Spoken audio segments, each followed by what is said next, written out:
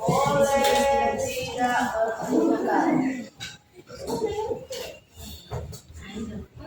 Ya, boleh tidak menggunakan asal jelas nomornya. Kalau nomor 2, ya tulis jawaban nomor 2. Aturan kedua, Tidak ribut. tidak ribut, tenang ya, tenang dalam ujian. Tenang dalam ujian. Apa lagi? Itu saja 2. Bagaimana tas? Tasnya bagaimana? Tidak. Tas di sini. Tidak ada contekan di tas? Tidak ada. Jadi tidak usah kumpul di depan. Tapi tidak ada yang diambil di tas ya? Iya. Tas tetap di kursi. Masih di kursi ya? Iya. Tas berada di kursi. Bagaimana tangan? Di bawah laci atau di atas meja? Di bawah laci. Meja. Di bawah laci. Tangan di atas.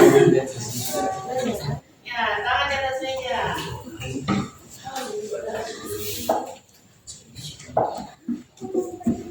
Apa lagi? Apakah bisa balik kiri, balik kanan? Tidak. Bisa. Bisa. Bisa, Bu. Dia jawabannya bisa tidak? Yang pendek tidak mengerti, Bu. Bisa satu kali. Bisa. Ya sudah nih, Bu. Iya betul. Menghadap ke depan. Menghadap ke depan semua. Tidak ada balik kiri balik kanan. Bisa, Bu. Menghadap ke depan. Selesai jam 9.04. Ada lagi? Tidak ada? Ya oke. Silakan ujian.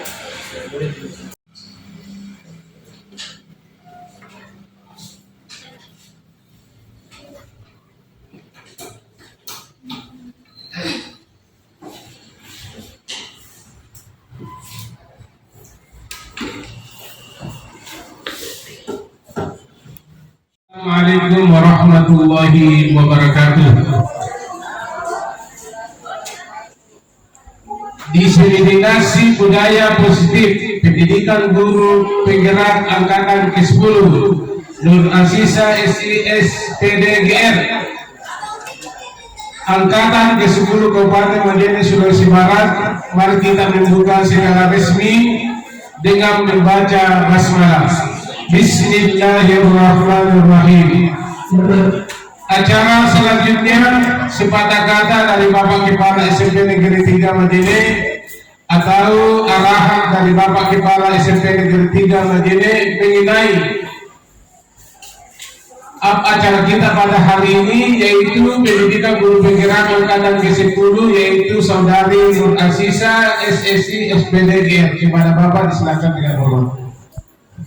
Ya, terima kasih. Bismillahirrahmanirrahim. Berkat Allah Subhanahu wa taala. Amin.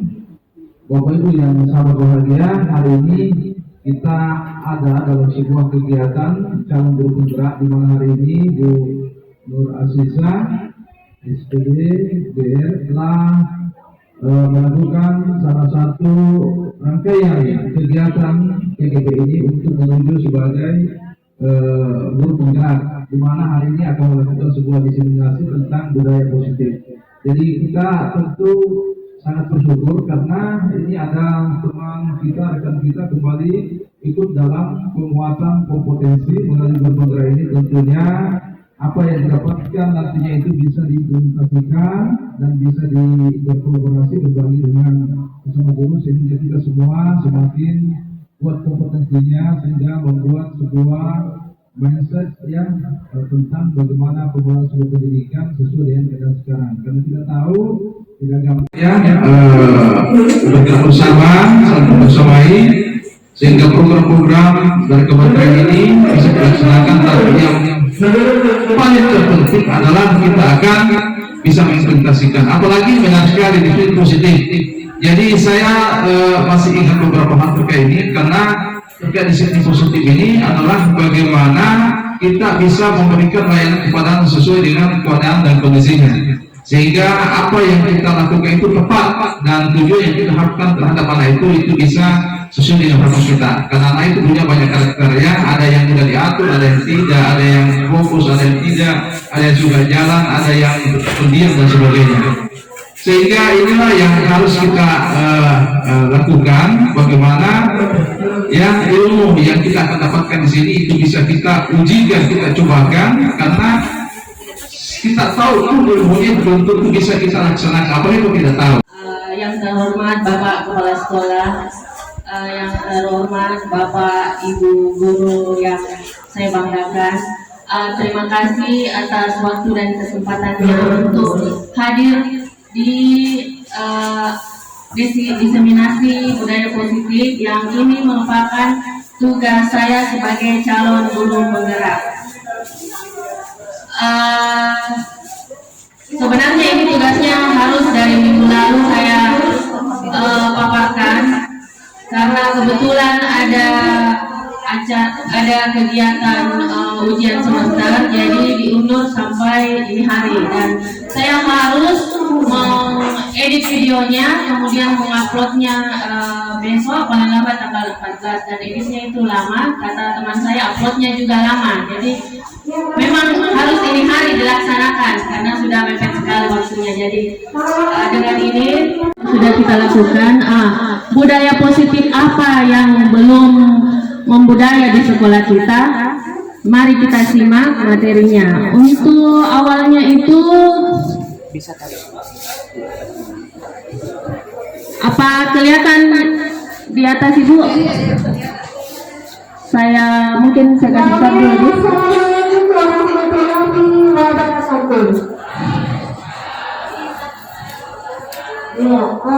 Selamat pagi anak-anakku, selamat datang kembali untuk yang terakhir kalinya di SMP 3 Bojone. Sebentar lagi kegiatan terakhir pengambilan SKL itu akan dilaksanakan. Jadi hari ini terakhir Anda menyimpan sesuatu yang sangat berharga di tangan Anda, sangat berharga di dalam kepalan tangan Anda. Anda perlu menjaga benda tersebut sekuat tenaga, karena begitu pentingnya untuk kehidupan Anda. Tugas rekan Anda, jadi ini nanti berpasangan ya Bapak Ibu. Tugas rekan Anda adalah mencoba dengan segala cara untuk misalnya membujuk, menghardik, mengintimidasi, memarahi, mungkin saja menggoda atau menggelitik mungkin, bahkan menawari, bisa saja menawari Anda uang agar Anda bersedia membuka kepalan tangan Anda. Silakan Ibu berpasangan, Bapak Ibu berpasangan. Ibu dengan ini berpasangan, silakan kepala tangannya. Kemudian kalau ada yang bisa membujuk, ya ada hadiahnya dari saya. Betul. Saya cuma menyiapkan 4 hadiah, tapi saya lupa tadi di rumah. Ada 4. Ada hadiah juga. Ini kan dulu ada. Oh iya, betul. Menurut fasilitator itu yang kita totalkan. Atau kontrol untuk membuka atau menutup kepalan tangan kita. Siapa yang memegang kendali? Ya, Bu Arjuningsi bilang diri kita sendiri. Kalau diri kita sendiri, kenapa kali kita dibuka Ibu? Ya, karena dijanjikan hadiah. Atau ada yang karena dipaksa atau terintimidasi. Setiap orang itu memegang kontrol terhadap dirinya sendiri. Kita tidak dapat mengontrol orang lain untuk berbuat atau melakukan sesuatu. Terkadang tampak bahwa seorang dapat mengontrol perilaku murid. Itu terjadi, kenapa bisa seorang guru dapat mengontrol perilaku murid? karena berbeda. Kita mencoba mengubah orang agar berpandangan sama dengan kita, sedangkan teori kontrolnya kita berusaha memahami pandangan orang lain tentang dunia. Perilaku buruk dilihat sebagai suatu kesalahan, sedangkan teori kontrolnya adalah setiap perilaku itu memiliki tujuan. Dan bisa jadi anak-anak kita yang melakukan kesalahan itu sebenarnya ada tujuannya, cuma kita belum menggali apa tujuannya dia melakukan kesalahan. Stimulus respon berikutnya, orang lain bisa mengontrol saya, sedangkan teori kontrolnya adalah hanya Anda yang bisa mengontrol diri Anda. Berikutnya, stimulus responnya, saya bisa mengontrol orang lain. Sebagai guru mungkin saya disiplin sedang saya adalah konsisten terhadap apa yang baik untuk kita, bisa memilih apa yang diprioritaskan dan menyempurnakan semua antara kesibukan satu dan lainnya. Itu bagi saya. Oke, luar biasa ya. Menurut Bu Misbah, disiplin adalah hal yang harus kita konsisten ya, bisa memilih hal yang diprioritaskan.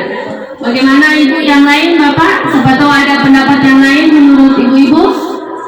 Disiplin itu bagaimana? Ya, kalau tidak ada, silakan diperhatikan di atas. Menaati sebuah aturan atau nilai-nilai kebajikan. Ya, itu mungkin dari saya. Terima kasih.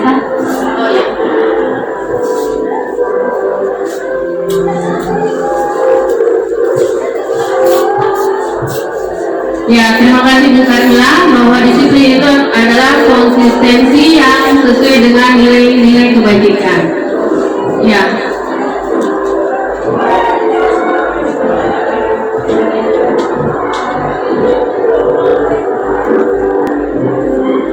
Dan kepatuhan pada peraturan. Kata disiplin juga sering disebut dengan hukuman. Padahal itu sungguh berbeda, karena belajar tentang disiplin positif tidak harus dengan memberi hukuman. Justru itu adalah salah satu alternatif terakhir.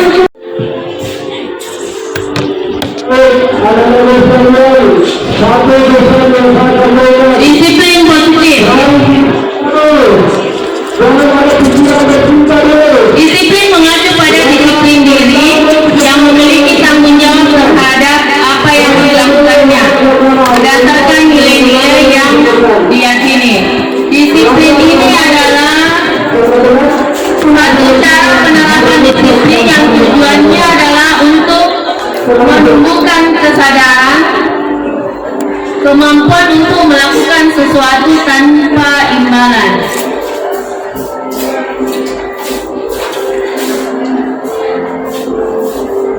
Sebagai guru atau pendidik, harapan kita adalah menciptakan murid yang mempunyai disiplin diri, sehingga mereka dalam berperilaku mengacu pada nilai-nilai kebajikan universal dan memiliki motivasi intrinsik dalam perubahan sikap perilaku ke arah yang lebih baik.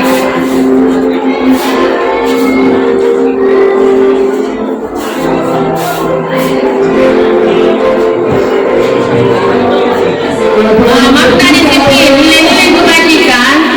Nilai-nilai kebajikan adalah sifat-sifat positif manusia yang merupakan tujuan mulia yang ingin dicapai oleh setiap individu. Nilai-nilai tersebut bersifat universal dan bersifat lintas bahasa, suku bangsa maupun latar belakang. Setiap perilaku perbuatan memiliki suatu tujuan. Dengan mengaitkan nilai-nilai kebajikan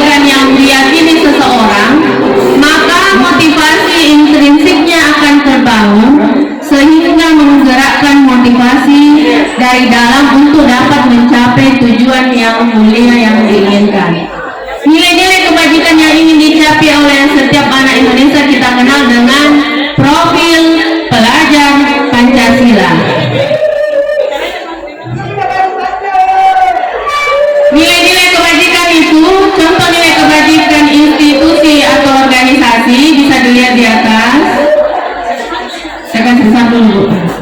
Profil pelajar Pancasila yaitu beriman dan bertakwa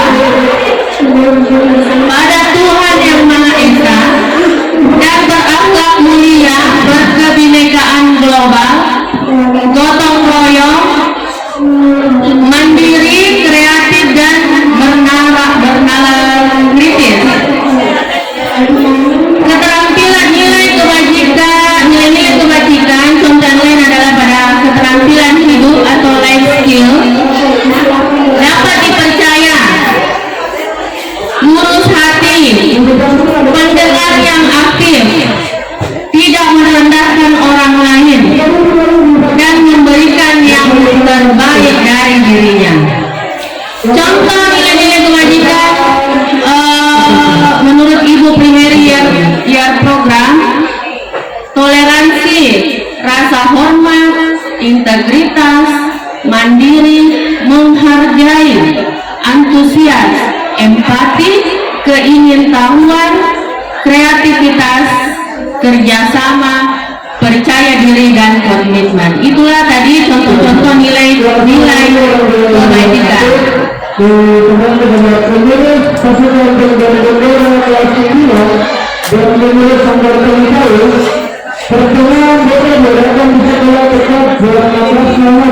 Sekarang kita masuk di hukuman atau konsekuensi. Ada di sini beberapa poin. Silakan ditentukan apakah ini hukuman atau konsekuensi. 1. Mencatat 100 kali di dalam buku kalimat "saya tidak akan terlambat lagi". Karena mencatat 100 kali di dalam buku kalimat karena terlambat ke sekolah. Apa yang dicatat? Saya tidak akan terlambat lagi. Apakah itu hukuman atau konsekuensi? Hukuman. Ya, oke. Hukuman ya. Kenapa dikatakan hukuman?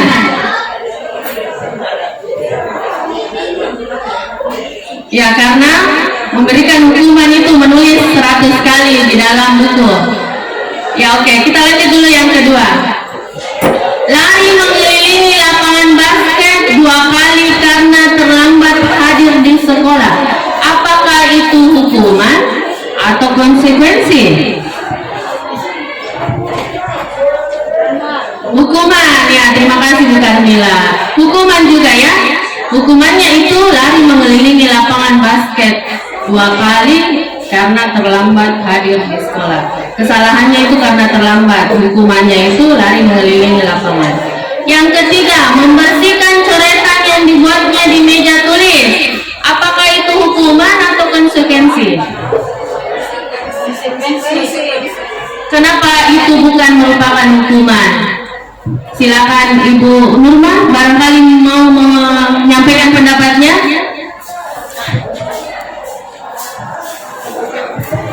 Silakan. Membersihkan coretan yang dibuatnya di meja tulis ini termasuk konsekuensi karena ada kesepakatan bahwa kalau mencoret meja berarti konsekuensinya harus dibersihkan. Jadi ini bukan hukuman, karena ini adalah tanggung jawab, termasuk tanggung jawab. Terima kasih. Assalamualaikum warahmatullahi wabarakatuh. Ini bukan hukuman ya, tapi konsekuensi. Selanjutnya, maksudnya ini ya, harusnya ada katanya. Jadi ini merupakan konsekuensi yang harus dikerjakan karena telah mencoret-coret kertas temannya. Yang kelima, lari mengelilingi lapangan basket 2 kali karena terlambat 10 menit untuk untuk pelajaran PJOK? Hukuman. Hukuman. Kata Bu Nurma hukuman. Apakah ada jawaban lain? Konsekuensi. Ada jawaban lain? Berapa orang ada konsekuensi? Bu Carmila? Konsekuensi. Alasannya Ibu silakan. Karena konsekuensi karena mungkin guru mata pelajaran PJOK mungkin sebelumnya sudah memberitahukan menyampaikan kepada siswa bahwa ketika ada siswa yang terlambat maka dia harus mengiringi sekaligus pemanasan. Ya mungkin ini adalah bukan hukuman tetapi ini adalah konsekuensi. Terima kasih. Berapa orang ada konsekuensi? Bu Carmila? Konsekuensi. Alasannya Ibu silakan. Karena konsekuensi karena mungkin guru mata pelajaran PJOK mungkin sebelumnya sudah memberitahukan menyampaikan kepada siswa bahwa ketika ada siswa yang terlambat maka dia harus mengiringi sekaligus pemanasan. Ya mungkin ini adalah bukan hukuman tetapi ini adalah konsekuensi. Terima kasih. Luar biasa. Luar biasa. Terima kasih Bu Fatima. Sebelum saya jawab, barangkali ada tanggapan dari Ibu Nurma? Pemanasan. Karena ada hubungannya dengan PJOK. Tidak sama tadi yang nomor berapa itu? Yang nomor 2. Lari mengelilingi lapangan basket yang dibuat antara guru PJOK. Gambaran tentang perbedaan hukuman dan konsekuensi. Kelihatan di atas ini Bu, ini hukuman. Hukuman itu sesuatu yang menyakitkan, harus terjadi. Sedangkan konsekuensi sesuatu yang harus terjadi akibat dari perbuatan. Hukuman itu membuat anak sakit, fisik, bahkan hati untuk jangka waktu yang lama. Konsekuensi itu membuat anak merasa tidak nyaman dalam jangka waktu yang pendek. Sebentar saja karena akibat dari kesalahan yang dia lakukan. Dan saya yakin kenapa jangka pendek? Karena dia menyadari inilah akibat dari kesalahannya. Dia harus menebusnya. Kemudian pada hukuman biasanya itu ada rasa marah, ada rasa bersalah, merasa dipermalukan, merasa tak dihargai. Sedangkan pada konsekuensi itu mungkin kehilangan hak karena sesuai dengan kesalahannya dibuat tidak nyaman dan diasingkan untuk sementara saja.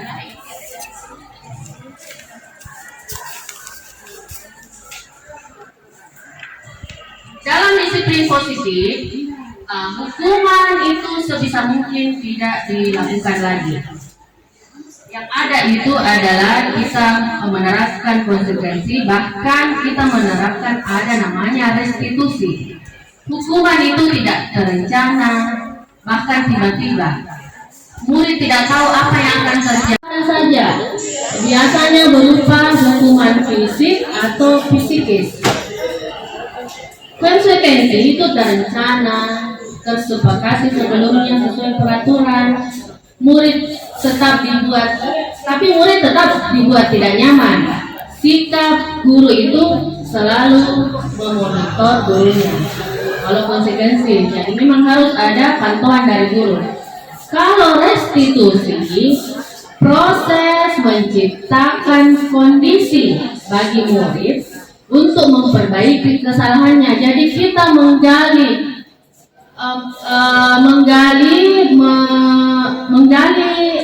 apa tujuannya itu anak-anak melakukan kesalahan. Siapa tahu ada alasannya kenapa dia melakukan kesalahan.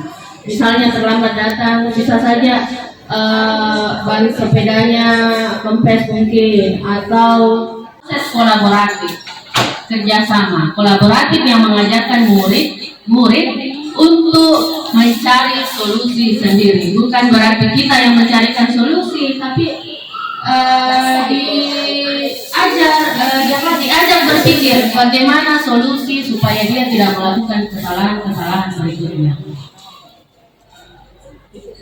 Tadi ada saya katakan bahwa keyakinan kelas. Apakah itu keyakinan kelas? Keyakinan atau peraturan. Mengapa kita memiliki peraturan tentang penggunaan helm? Pada saat mengendarai kendaraan roda 2 atau motor. Mungkin kemungkinan jawaban Anda adalah ya demi keselamatan. Betul ya Pak Yunus? Saya dengar tadi Pak Yunus mengatakan ya karena keselamatan. Nilai-nilai atau keyakinan-keyakinan lebih menggerakkan seseorang karena sudah yakin nih dalam dirinya, itu lebih menggerakkan seseorang dibanding mengikuti serangkaian peraturan-peraturan yang sudah ada sebelumnya. Jadi saya ulangi, nilai-nilai dan keyakinan-keyakinan lebih menggerakkan seseorang dibanding mengikuti serangkaian peraturan-peraturan. Keyakinan-keyakinan akan menumbuhkan motivasi, ya, namanya yakin, berarti bahkan akan menumbuhkan motivasi intrinsik murid, di mana diharapkan murid kita berperilaku bukan karena adanya peraturan kelas, tapi karena nilai atau keyakinan kelas yang sudah disepakati. Yang mana? Sebelum saya buka, coba ini ada 3 aturan. Apakah nilai kebajikan dari aturan ini? Apa nilai kebajikan atau keyakinan yang ingin diangkat dari peraturan-peraturan berikut? Peraturannya itu ada 3 di sini, tapi ini peraturan berbeda ya. Menggunakan helm saat mengendarai motor, membuang sampah pada tempatnya, dilarang menggunakan kata-kata kasar. Kira-kira dari ketiga ini apa nilai kebajikannya? Siapa tahu ada yang bisa menjawab? Yang di belakang dulu. Ibu Hera atau Bu Hera ya? Tidak ada. Saya kira ada tadi. Ya, silakan Ibu Carmila. Baik, nilai kebajikan atau keyakinan dari menggunakan helm saat mengendarai motor, nilai kebajikannya itu adalah keselamatan. Itu. Kemudian membuang sampah pada tempatnya, berarti nilai kebajikannya adalah kebersihan, menjaga kebersihan. Keindahan juga bisa, kesehatan juga bisa ya. Kemudian dilarang menggunakan kata-kata kasar. Ini terkait dengan rasa hormat, kehormatan. Ya, itu mungkin dari saya. Mungkin dari teman-teman yang lain mungkin ada yang berbeda. Bagaimana ya Bapak Ibu? Siapa tahu ada yang lain? Baik. Silakan Ibu. Terima kasih. Nilai kebajikan atau keyakinan yang ingin diangkat dari peraturan berikut: menggunakan helm saat mengendarai motor. Pertama adalah mengikuti atau menaati peraturan-peraturan pemerintah yang sudah ditetapkan demi keselamatan pengendara. Kemudian kedua, membuang sampah pada tempatnya. Selain untuk kebersihan, juga membiasakan membuang pada tempat yang sesungguhnya. Kemudian yang terakhir, dilarang menggunakan kata-kata kasar. Nilai kebajikannya di sini adalah membiasakan diri untuk bisa berkata sesuai dengan karakter untuk terutama kepada siswa-siswa kita, membiasakan tidak menggunakan kata kasar sehingga teman-temannya tidak ikut juga terpengaruh. terutama kepada siswa-siswa kita membiasakan tidak menggunakan kata kasar, sehingga teman-temannya tidak ikut juga terpengaruh. Ya, oke. Dari jawaban Ibu Karmila dan Ibu Fatima, saya lihat tadi Bu Fatima mengatakan menggunakan helm saat mengendarai motor itu adalah untuk pembiasaan mengikuti aturan demi keselamatan, dan kalau Ibu Karmila juga mengatakan itu nilai kebajikannya adalah keselamatan. Jadi saya menyimpulkan bahwa nilai kebajikannya sama, yaitu keselamatan.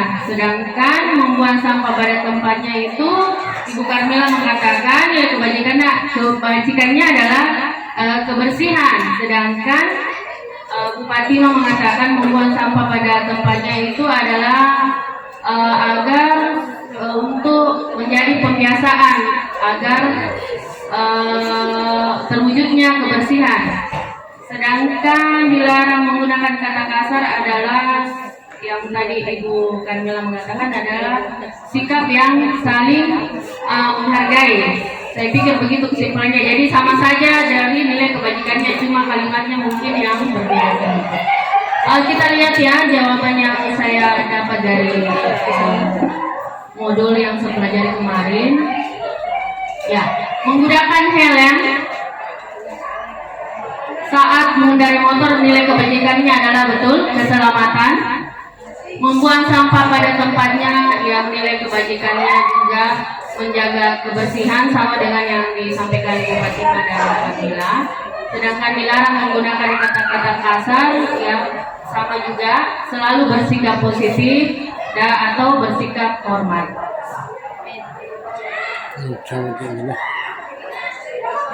Ya, sekarang yang mana yang merupakan keyakinan kelas? Dari kesepakatan kelas ini, atau ada kelas yang sudah membuat aturan kelas menjadi kesepakatan kelas, ada kesepakatan berapa ini? 1, 2, 3, 4, 5, 6, 7, 8 kesepakatan kelas. Dari kesepakatan kelas ini, yang mana termasuk keyakinan kelas? Tadi sudah saya tampilkan ciri-cirinya keyakinan kelas itu adalah berupa kalimat positif. Ya, jadi dari ke-8 ini yang mana kesepakatan kelas? Ibu Nurma? Dita ditindak yuk. Ya, silakan Ibu.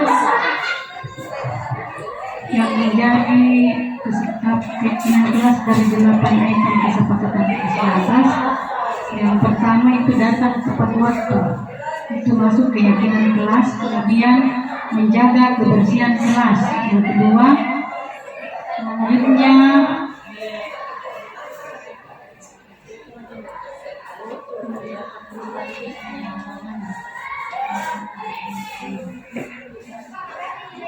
berdoa sebelum belajar.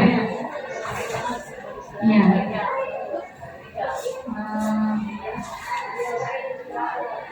Tertib. Ya, jadi yang termasuk keyakinan kelas datang tepat waktu, kemudian menjaga kebersihan kelas, selanjutnya berdoa sebelum belajar, dan tertib.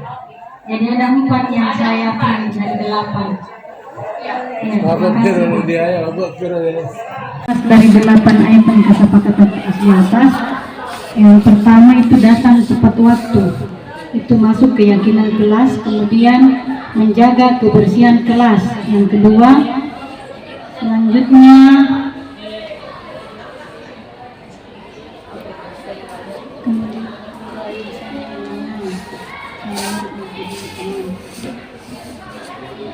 berdoa sebelum belajar. Ya.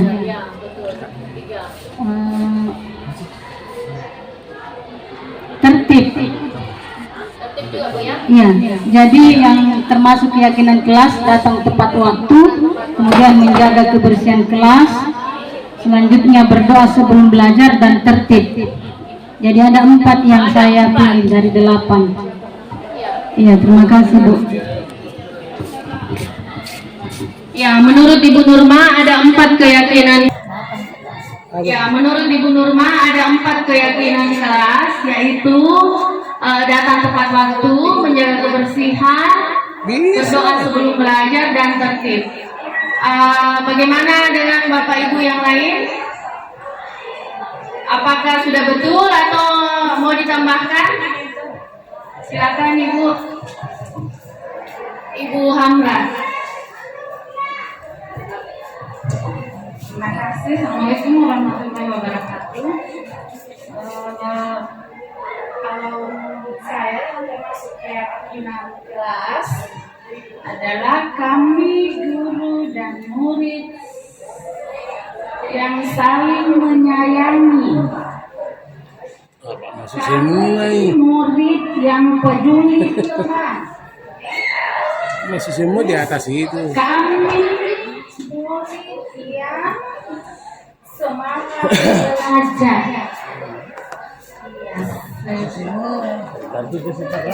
Terima kasih. Baik. Ya, betul. Sedikit. Dari Ada tambahan sedikit. berarti ada 3 ya. Ya. Keyakinan kelas adalah kami guru dan murid yang saling menyayangi. Kami murid yang peduli teman. Terus kami murid yang semangat belajar. Iya. Terima kasih. Ya, betul. Punya kesamaan semua, artinya bisa menjadikan kesepakatan. Tergantung situasi pada saat itu apa yang disepakati. Kalau umpamanya kedisiplinan kurang, ya kedisiplinan yang disepakati.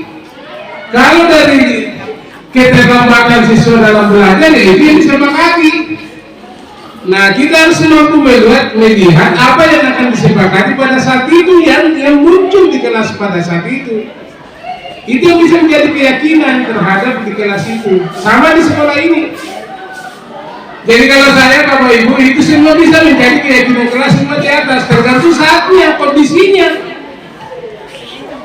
Kondisinya yang dilihat. Jadi makanya ke depan ini, kalau umpamanya kita sepakati masalah kedisiplinan, kebersihan, lantas di lapangan masih seperti itu, disepakati kembali, ada kan keyakinan kelas kembali.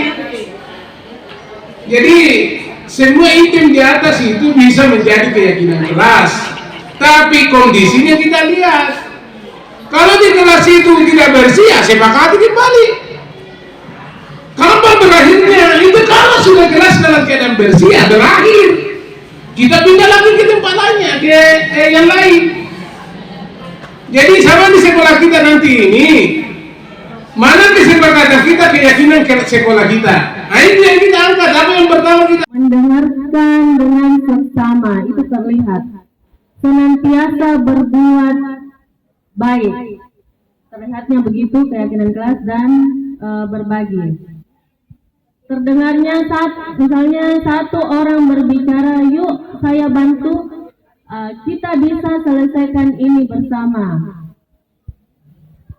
Ada kata terima, tolong, dan permisi, atau ada kata boleh saya pinjam, nanti akan segera saya kembalikan. Kalau berperilaku itu tersenyum ramah, memberi salam hormat, berjabat tangan, meletakkan tangan di dada pada saat saling memberikan ruang bekerja, postur tubuh yang tenang. Sedangkan keyakinan kelas pada tabel T itu hormatnya itu tampak seperti itu, datang tepat waktu. Sedangkan tidak tampak seperti itu, tidak mendengarkan guru dan acuh tak acuh. Tugas tidak diberikan.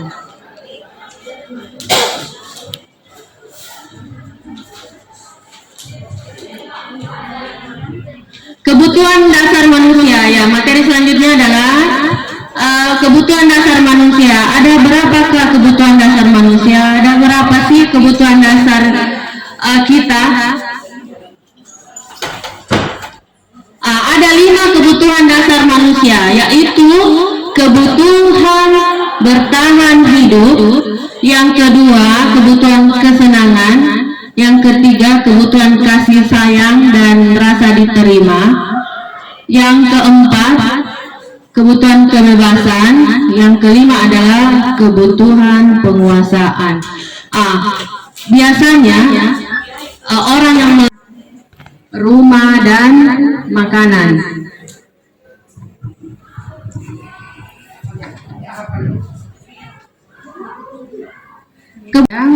Dan rasa diterima.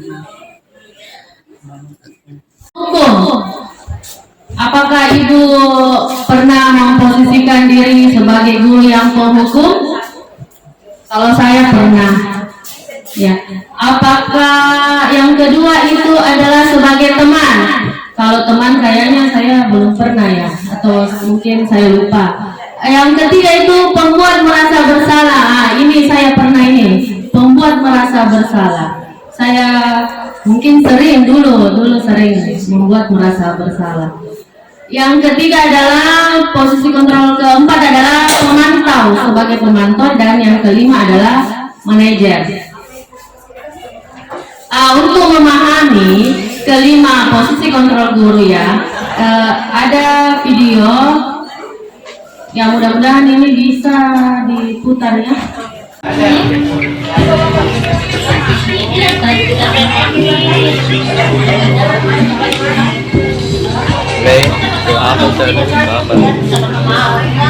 Kanda di sini mah. Kanda di sini mah.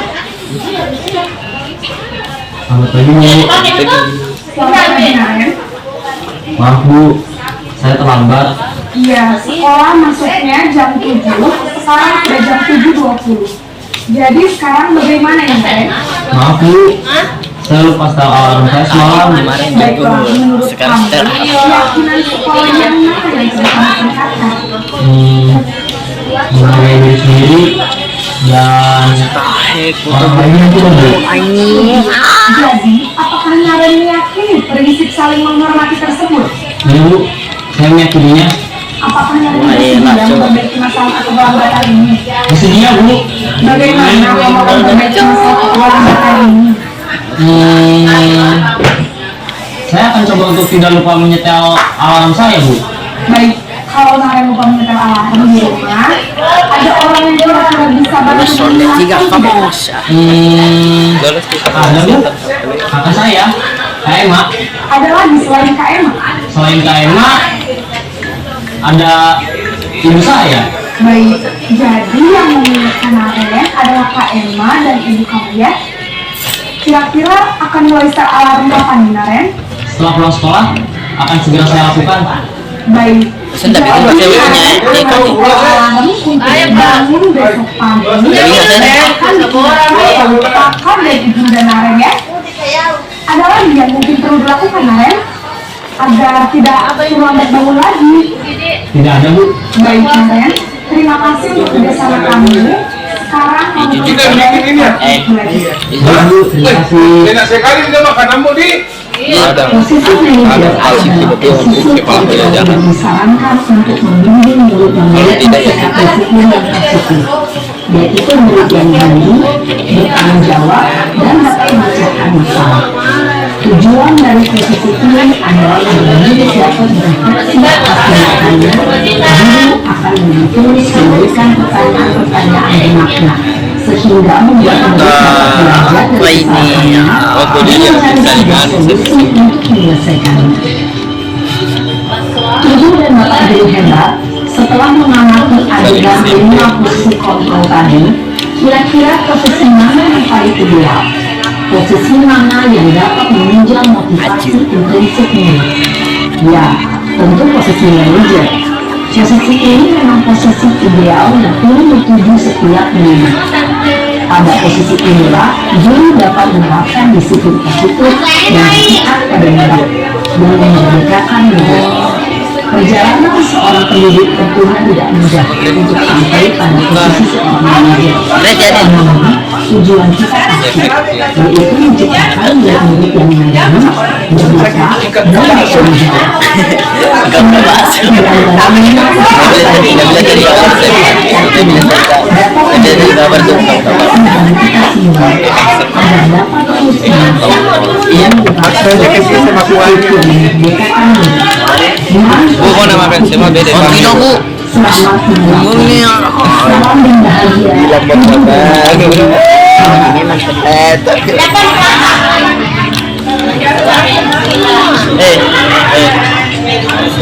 Ya karena mau habis itu di atas tuh. I love you Israel. Aku mencintaimu dengan benar. Ya selesai.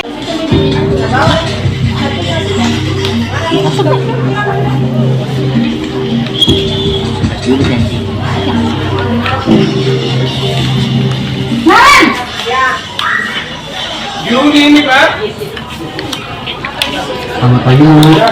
Kemarin, apa peraturan sekolah kita tentang jam berapa kita harus masuk sekolahnya? Kita Sampai. Iya betul, sekarang sudah jam 7.20. Kemarin sudah tahu konsekuensinya jika terlambat hadir. paham, Bu. Saya harus tinggal kelas pas jam istirahat selama 20 menit. Iya benar, konsekuensinya demikian. Jadi nanti jam 9.30 pas istirahat, kamu harus tinggal di kelas, kerjakan tugas tambahan untuk ketertinggalan kamu, ya? Baik, Bu. posisi pemantau mengandalkan penghitungan atau data untuk mengontrol murid. Guru mengarahkan murid berdasarkan peraturan dan konsekuensi. Seorang pemantau menunjukkan bahasa tubuh dan ekspresi wajah yang dapat dan tindakan formal.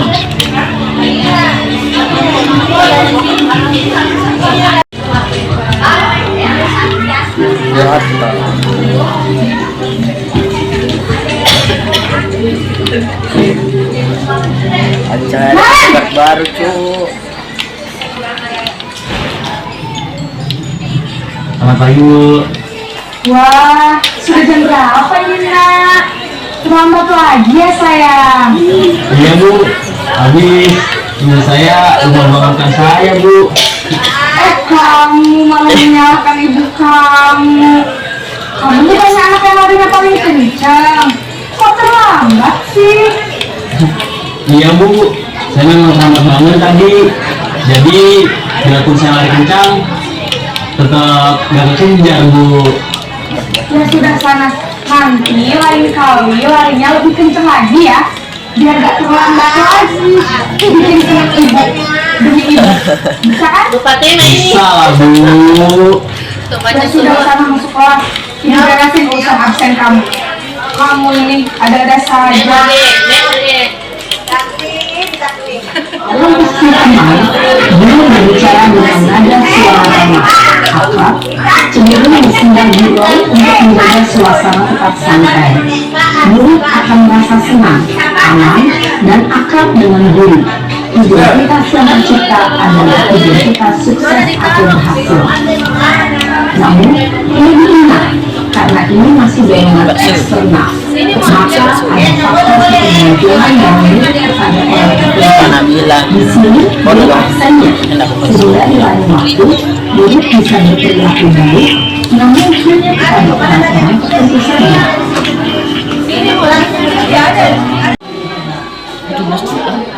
Restitusi, salah satu program yang dikembangkan adalah 5 posisi kontrol. 5 posisi kontrol dalam restitusi adalah proses perjalanan seorang pendidik agar dapat mengenali dirinya. Pada video kali ini, kita akan membahas tentang 5 posisi kontrol yang dikembangkan oleh Diane Rosen dan contoh penerapannya.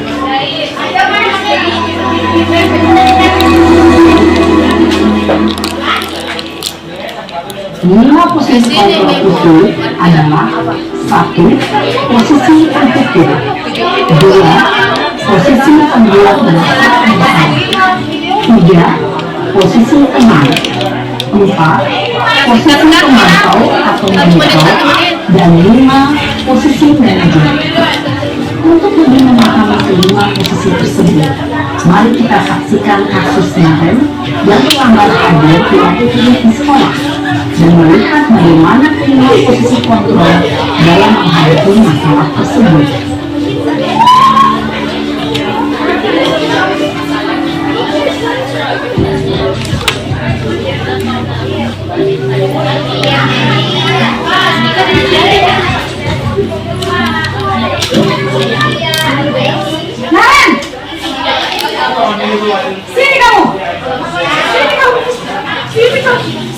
Bu.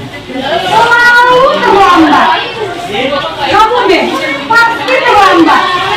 Maaf Bu, saya Apa? Apa coba? Alasan kamu apa lagi? Kamu sih kamu tidak terlambat? Malas sekali ya kamu jadi anak. saya Dasar pemalas. Gak mau kapok sih kamu. Sudah berapa kali terlambat? Sana, kamu keliling lapangan basket 2 kali. kenapa saya harus ke lapangan basket Bu? Kenapa? Kamu melawan ibu. Berani-beraninya jawab. Sudah terlambat, masih berani jawab pula. Sekarang, keliling lapangan basket 5 kali sekalian. Biar kapok. Cepat.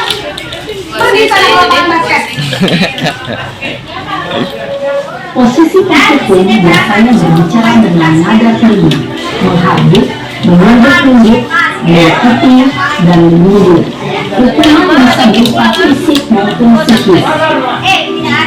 Ibu dan bapak guru hebat. Dampak yang terjadi pada murid ketika guru berada pada posisi pemimpin adalah murid cenderung akan memberontak, bahkan melempar bola. Oh, disuruh masuk tidak mau iya boy. 1 menit itu video. Lebih Bu, 3 menit.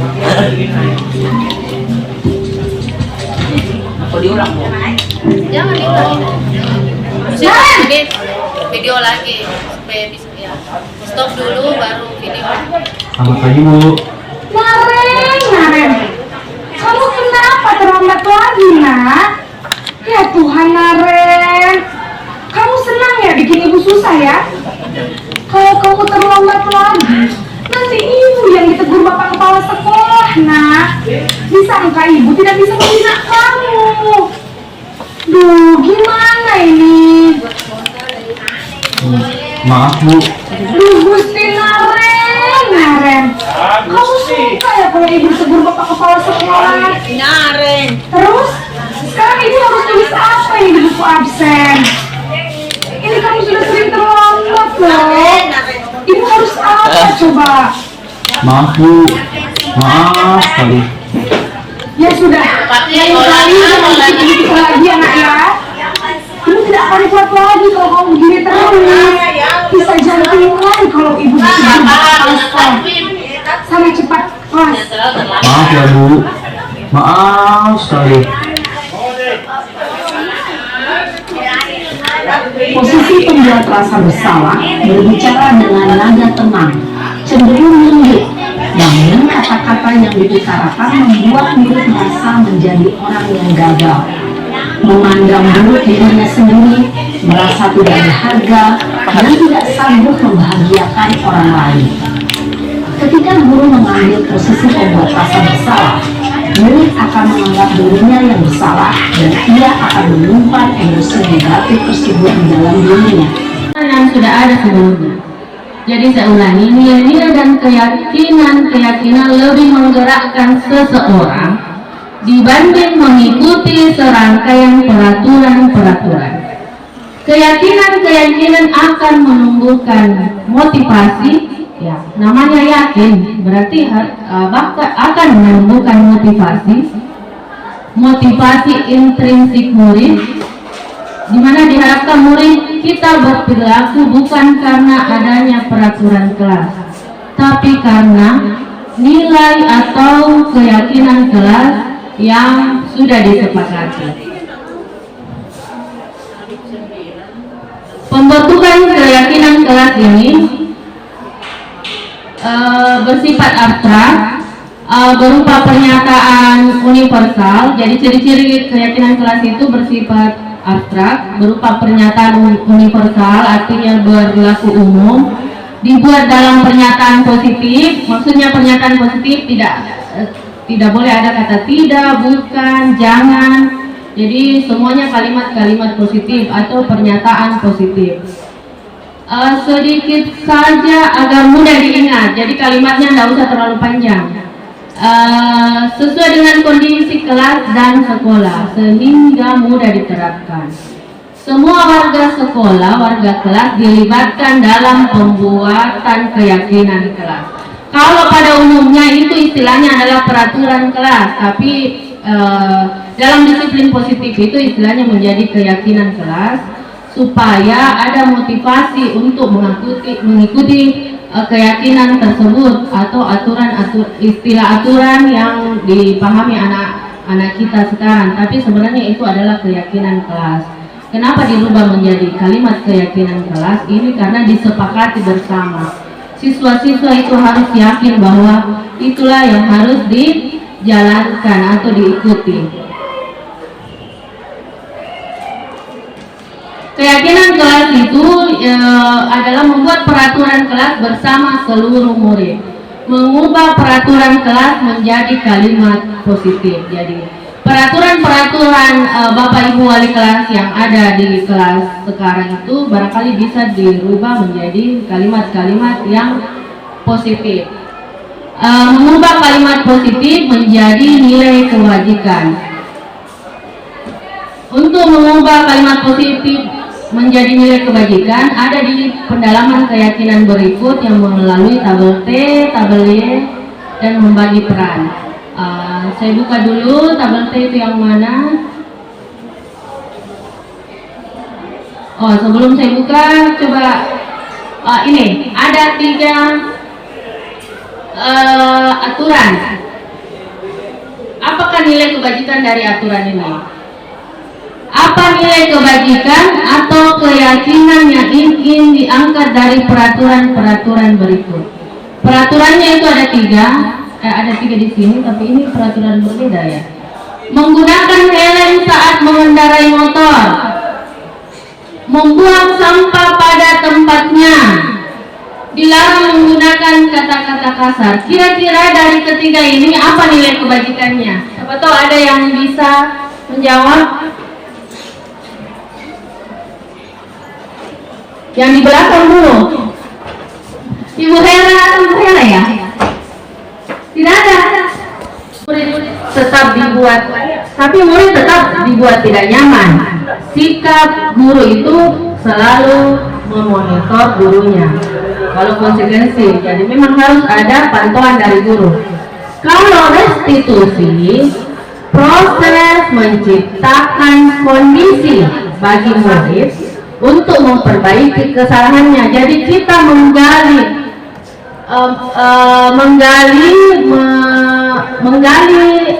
apa tujuannya itu anak-anak melakukan kesalahan. Siapa tahu ada alasannya kenapa dia melakukan kesalahan. Misalnya terlambat datang, bisa saja ban sepedanya kempes mungkin, atau hujan di jalan. Jadi kita itu proses menciptakan kondisi bagi murid untuk memperbaiki kesalahannya. Di mana misalnya terlambat datang itu mungkin karena hujan atau ban motornya kempes, ban sepedanya kempes. Kita menciptakan kondisi bagi murid, bagaimana caranya supaya dia memperbaiki, maksudnya memeriksa memang keadaan kendaraannya, atau lebih cepat berangkat dari rumah. Jadi kita menggali anaknya, menggali pikiran-pikiran anaknya supaya menyadari, supaya mempersiapkan lebih awal lagi sebelum berangkat ke sekolah. Proses restitusi itu adalah proses kolaboratif, kerjasama kolaboratif yang mengajarkan menyakiti diri sendiri, sedangkan konsekuensi mendorong anak agar mudah menyesuaikan diri, mudah menyesuaikan apa yang perlu dilakukan